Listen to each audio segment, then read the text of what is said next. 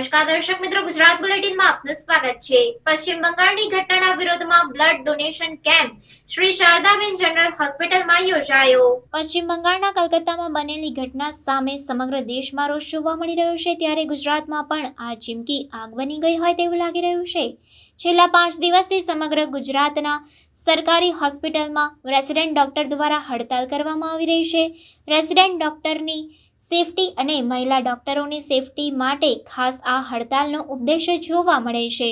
Shri Shardaben general હોસ્પિટલમાં આ ઘટનાના વિરોધ પ્રદર્શન તરીકે રેસિડેન્ટ ડોક્ટર દ્વારા બ્લડ ડોનેશન કેમ્પનું આયોજન કરવામાં આવ્યું હતું। આ બ્લડ ડોનેશનમાં રેસિડેન્ટ ડોક્ટર પોતે બ્લડ ડોનેટ કરીને દર્દીઓનો જીવ બચાવી શકાય તેવું ઉદાહરણ પૂરું પાડતા હતા, ત્યારે જીવ બચાવવાવાળા ડોક્ટરની સેફટીનું શું તેવા સવાલો પણ અહીંયા ઊભા થઈ રહ્યા છે। સાથે સાથે શારદાબેનમાં સિનિયર ડોક્ટર દ્વારા ઓપીડી ચાલુ રાખતા રેસિડેન્ટ ડોક્ટરો બધી જ ઓપીડીઓના દરવાજા પર જઈને વિરોધ પ્રદર્શન કરતા હતા।